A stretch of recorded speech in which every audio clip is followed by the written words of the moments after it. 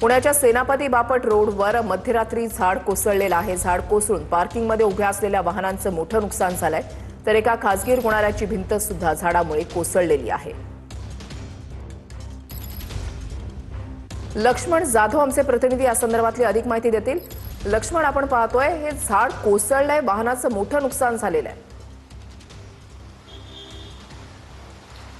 वृषाली, निश्चितच गेली 3 ते 4 दिवसापासून सातत्यानं पुण्यामध्ये पाऊस पडत आहे। पुणे शहरामध्ये झाडं उलमडून पडण्याच्या घटना सुद्धा घडताना आपल्याला पाहायला मिळते। सध्या पुण्यातील सेनापती बापट रोडवरती मी आहे, आपण बघू शकतोय की एक भलं मोठं झाड आहे ते मध्यरात्री 12:30च्या सुमारास हे पडलं आणि पार्किंगमध्ये असलेली 4 व्हीलर आपण बघू शकतोय, अगदी 4 व्हीलरचा चकनाचूर झालेला आहे। त्याबरोबर ती खाजगी हॉस्पिटलची असलेली भिंत सुद्धा अगदी तुटून पडलेली आहे। खरं तर सुदैवानं कुठलीही जीवितहानी जी आहे ती या ठिकाणी झालेली नाही, मात्र ज्या पार्किंगमध्ये असलेल्या ज्या गाड्या आहेत त्या गाड्यांचं मोठं नुकसान झालेलं आहे। त्याचबरोबर ती या खाजगी हॉस्पिटलची असलेली भिंत सुद्धा त्या भिंतीचं सुद्धा अगदी मोठं नुकसान झालं आहे। खरं तर हे झाड जर दिवसा पडलं असं, कारण मोठा रहदारीचा हा रस्ता आहे सेनापती बापट रोडवरती, मोठी वाहनांची गर्दी असते, खरं तर त्यावेळेस जर हे झाड पडलं असतं तर मोठी दुर्घटना घडलेली असती असं म्हणता येईल। मात्र मध्यरात्री 12:30च्या सुमारास हे झाड पडल्यामुळे सुदैवानं कुठलीही जीवितहानी झालेली नाही। मात्र आपण बघू शकतोय की या पार्किंगमध्ये,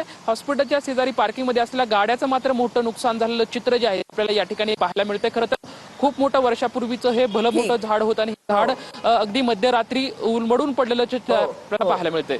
धन्यवाद लक्ष्मण, दिलेल्या सविस्तर माहितीसाठी।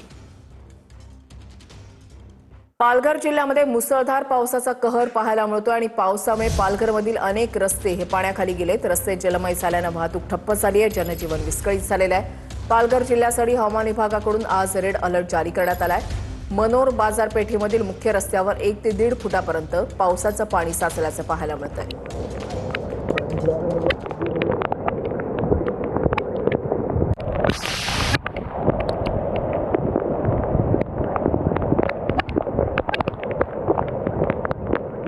इकडे विरारमध्ये मुसळधार पावसानं हजेरी लावली आणि पावसामुळे विरारमधील विवा कॉलेज परिसरात पाणी साचलं होतं। आज आणि उद्या पालघर जिल्ह्याला अतिवृष्टीचा इशारा देण्यात आलाय।